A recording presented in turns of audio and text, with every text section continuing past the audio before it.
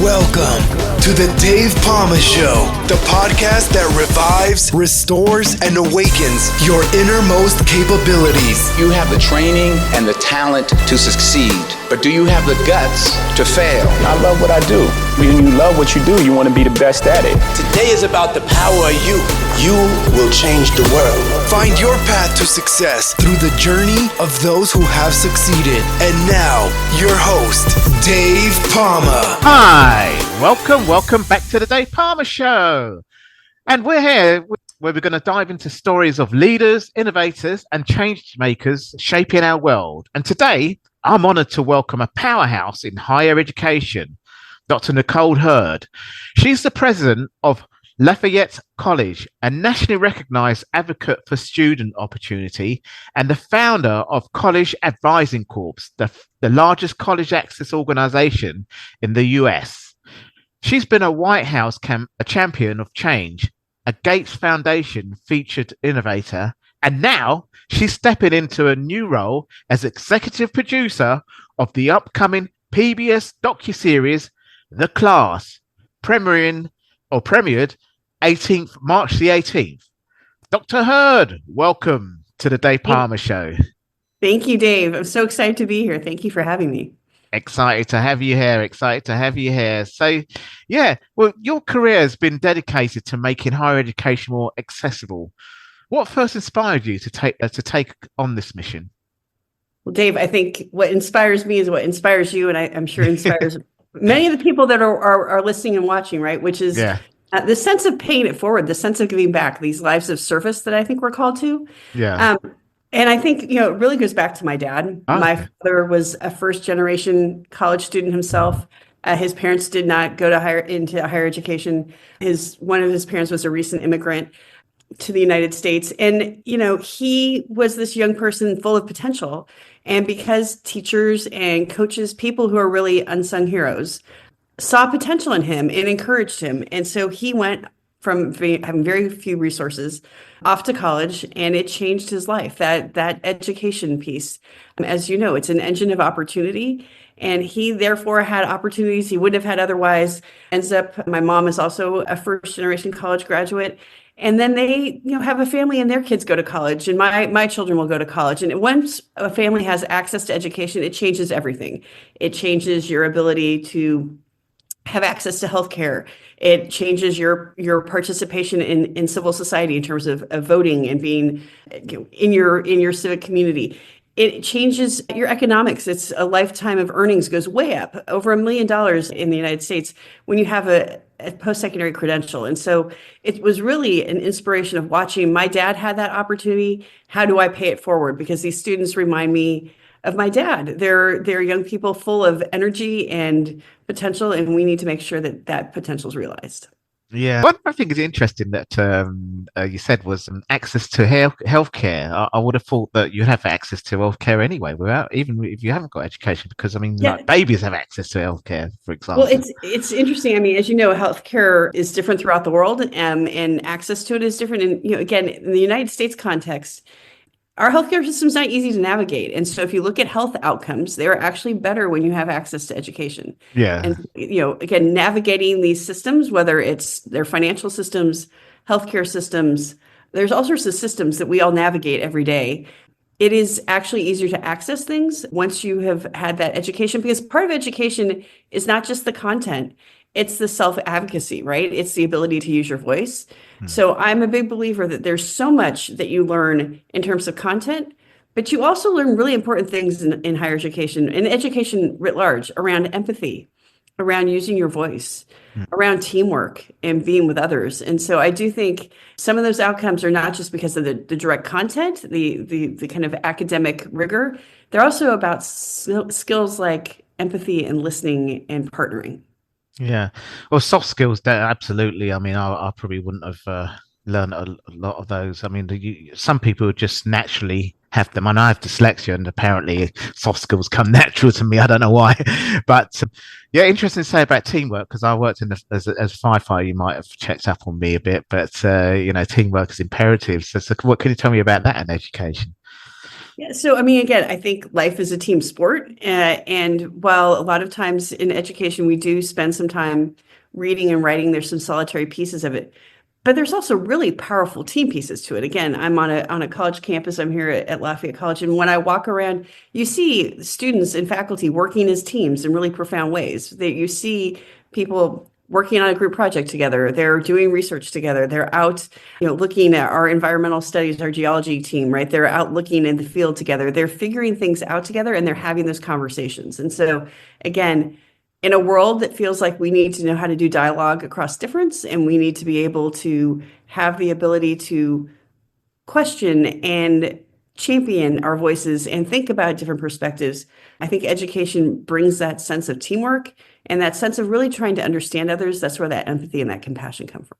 That does make sense. It really does make sense. So with the class, you're shining a light on the educational inequalities that were magnified during the pandemic. What was the most eye-opening moment for you while working on this project? Yeah, so it's when you watch it, and I hope all of your viewers and listeners will join us watching it. It's really a reminder of how hard it is to navigate these big transitions in life into higher education, into jobs. These are big moments in all of our lives when we have these transitions. But how much harder it was because of the pandemic. I mean, again, I think a lot of us, for good reason, we're exhausted after the pandemic and tried to pivot as quickly as possible back into regular life, whatever that looked like. But let's be clear, there's nothing regular about life after COVID, right? We lost, back to some of the things I was talking about, we lost some of our empathy muscle. We didn't have some of the social time together. We are social beings. And when you have that kind of isolation, it causes mental stress, it causes isolation, it causes all sorts of things that I think we need to still recover from as a society. We went through something really hard. And what's interesting about COVID is not one of us was spared. Every single one of us on this planet went through that. And so how do we actually talk about reconciliation and healing and what we learned when human nature was, let's put it in the rear view mirror and keep driving. Let's just keep, a matter of fact, let's put our foot on the gas because that was painful and I don't want to think about it. But when you watch this, there's lessons learned. And there's also a sense of, wow, we did something really hard and maybe we should reflect and also give ourselves some credit. That was not easy. And I think, again, we need to just recognize that we all did something really hard and there's some joy in that. There's some ways to celebrate the resilience. And there's also some things that we need to just take a pause and say, what did we learn from that really hard experience? Yeah, no, it certainly was a tough time, really, during that period. And obviously, globally, people probably was in their house just see what's going on all over the world. They couldn't miss it, really. And especially in the US, there's certainly a lot going on. But I mean, I remember an explosion in Lebanon, for example, a big explosion and something else was going on somewhere else. I was in the Philippines, actually, but then I was stuck there. But then I had to come back to the UK because I got diagnosed with prostate cancer, and that was hard to come back because it was still in a year after it's still the pandemic. And you're pointing out something. Life didn't stop because of the pandemic, right? People still got hard diagnoses. People still had to put food on the table. Life did not stop, and yet the world kind of stopped, right? And so when everything shuts down, but life doesn't stop. We're still feeling things and being challenged by things. There's, again, I think what's so powerful in this docuseries is just how human the moment was. And just the empathy, the ability to look back and say, wow, we are really resilient, but also what can we learn to make life better for all of us? What were the lessons from that time? Yeah, I mean, obviously, I've seen the clips of your movie, the trailer part of your movie. My daughter just turned 5, or she's just about turning 5 when this pandemic. Yeah, she was almost 5 when it started, about 2 months before and it was very strict in the Philippines. No kids allowed outside their house under the age of 18, and it was like that for 2 years. And luckily, she had a tutor in the subdivision we was in, but still socially and everything else like that, it wasn't helpful.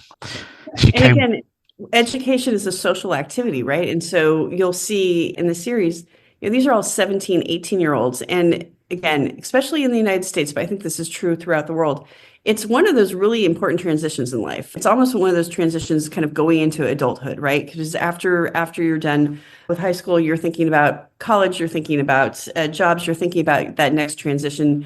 Many people are moving out of their parents' home for the first time, right? It's a big milestone in terms of your development. And it's got some really interesting milestones that people look forward to, right? They look forward to proms. They look forward to big games. Our student athletes are looking to be recruited, right? This is the chance for them to get scholarships. I mean, I know, Dave, you're a great athlete yourself. Well, no, well, great in my own world, yeah, in my own world. But it's one of those things that how do you get a scholarship when there are no games to play, right? How do you get coaches to look at you when they're not out in the world trying to recruit talent? How do you go through a year where you were expecting to have these big milestones and they aren't happening? And so again, just like, a 5-year-old, and now she's 15, right? 10 years have passed, but it's interesting to me, the milestones, right? Or excuse me, it's the time has passed. It's 5 years, but yeah, so she's now 10. The time has passed. And, it's the question is, what did losing that mean? And how do we continue to think about taking care of each other? Again, I think when people watch this, there's going to be a real sense of, wow, that was hard. And how do we continue to think about ways we take care of each other and make some processes easier, right? Again, I just think there's some structural barriers to education, structural barriers to giving people opportunity. And I think this docuseries starts to really ask the question about how are we lifting people up? Yeah, no, that's fantastic. And as I say, it's been premiered on the March the 18th. But you've led initiatives that have directly transformed the college experience for thousands of students. So looking back on your journey, what's one student story that has stuck with you and reaffirmed why you do this work? The best part and so the organization is called the College Advising Corps. They are still serving high schools all over the United States. And the organization is really believing in talent and a talent strategy. So we place recent college graduates in underserved high schools to make sure low-income, first-generation, and underrepresented students have the opportunity to attend some kind of post-secondary institution. And so it's really about, again, sparking that potential. I think about our students as sparks, and if we do this well, they become fireworks. So, I've been all over this country, rural places, rural North Carolina, rural Missouri, rural Texas, big cities. We were in New York, Chicago, Los Angeles. I'll be in the Bay Area, the San Francisco area later this week. And what's interesting to me, so kind of two ways to answer your question. One is how common the journey is. We all need to hear the 4 words, I believe in you. We all need to hear it. And so whether you're a student in rural Missouri or you're a student in a big city like Los Angeles, all of us need to be told, I believe in you, that we see and recognize that potential. And so when I think of students, one of the people you'll see in the docuseries is Cam. Cam is the recent graduate. He's the advisor. What I love about Cam's story is first his family go to college, had to go to community college before he went off to UCLA. So great story of resilience. He was kind of disappointed about his original college outcome and then made the transfer into an incredible institution at UCLA. But what I love about Cam's story is also he wants to give back, right? And so he goes back to his home high school. He goes back to Deer Valley High School, and he spends 2 years helping students go through that door of opportunity. There's a great quote, right? When the door of opportunity opens and you walk through it, your job is to pull the next person through and not to let that door close. I think the stories I saw over and over and over again in that job was advisors, recent college graduates who look like, talk like, might have even gone to the same high school just like Cam did, coming back into their communities and saying, if I can do it, you can do it too. And so again, just my heart was always so full when I'd go out into the field because you see all this belief in the potential and you see people who are actually taking that belief and translating it into action. And again, you know this from your own career, Dave. If you don't take the idea and translate it into action, it just stays as an idea. What I love about this work is that it was really translating an idea into action every day. I would think of those young people as 800 social entrepreneurs out in their schools every day doing what's best for those students. not playing off the same playbook every day necessarily, but really just hearing and listening and then making sure those ideas became actions. Yeah. No, fantastic. I mean, I actually do, well, just before I retired from the fire service, been doing some voluntary work for an organisation called Inspiring the Future, which is schools, both. Are you from US? Is it US you're from, isn't it? Yeah. Yeah, so in Canada they use the same system as us, so it's secondary school and primary, whereas you say elementary and high school. So I go into schools, or I've started going to schools, and both when I was a firefighter and then when I was retired a couple of times. But then during the pandemic they did it virtually. But it's really talking about my career. They wanted me to do it as a firefighter, but the thing is, I've done certain things afterwards, like this podcast and my book and things like that, to inspire, because that's the idea of writing the book, was to do some inspirational and motivational speaking and stuff like that, coaching. And go on. Coaching is, and again, I'm glad you said that word because it's come up in a couple of different ways. Coaching is one way we educate, right? I think, again, back to that motivational piece, those advisors are really coaches. So there's teachers in those schools that are teaching, and I am so grateful for everyone who teaches. It's a hard and important piece of how we get our students to realize their opportunity. In addition to our teachers, there's every teacher has an ability to coach, but there's also people in schools that are really important, like guidance counselors and school counselors and coaches. So it's this ecosystem. Yeah. And I think this docuseries holds up is that importance of coaching and motivating from wherever you're at. And these young people, like I said, as recent college graduates, have this ability to really inspire and mentor. But coaching is a huge part of, I think, everybody needs a coach. Everybody needs somebody to tell them they believe. Yeah, even coaches need coaches. That's right. Yeah, that's what they say. But yeah, it's something I got into. I mean, I started off obviously in doing track, as you can imagine, from a young age, from 12, even younger than that. But I had my first coach around 12 years old, so coaching wasn't an unusual thing for me, but it was unusual anywhere else outside probably business, which only started using it then. And now it's everywhere, isn't it, really? Yeah. And again, I think, there's different contexts where you coach, but the idea of motivating people, and again, we belong to each other in these beautiful and profound ways. That pandemic frayed some of that. And so again, I think there's an idea that you see in this docuseries, the importance of the coaching, the importance of, and again, some of our students in the series are student athletes, and their coaches are really struggling to help them continue their work because they're not having practice anymore. They're not having competition. Oh, anymore. you mean during a pandemic?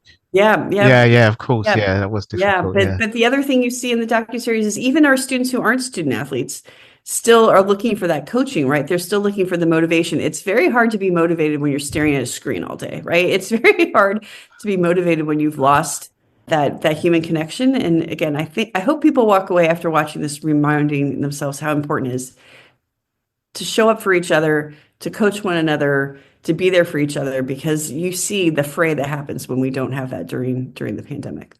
Yeah, no, absolutely. Well, it's really a great topic to really talk about, but we're veering away from the actual movie. But Dr. Hurd, it's been a really absolute pleasure having you on the show.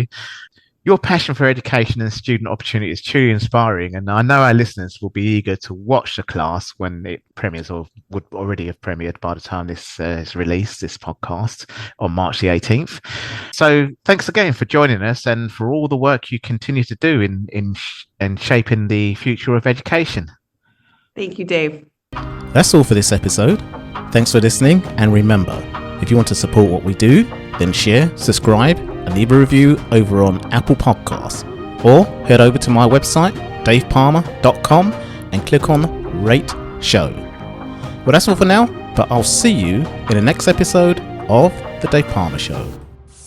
Follow us on Facebook, Twitter, and Instagram.